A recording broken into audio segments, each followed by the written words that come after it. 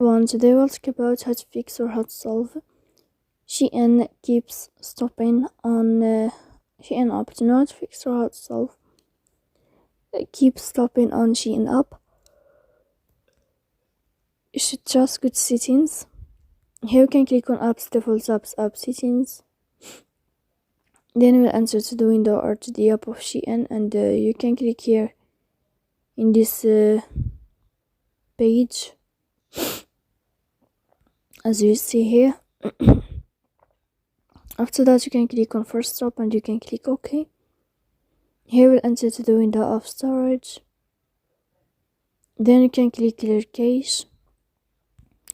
Don't click clear data because that can cause the errors in your app, or it can delete your account. In the end, you can turn on your airplane mode and you can turn off your airplane mode again.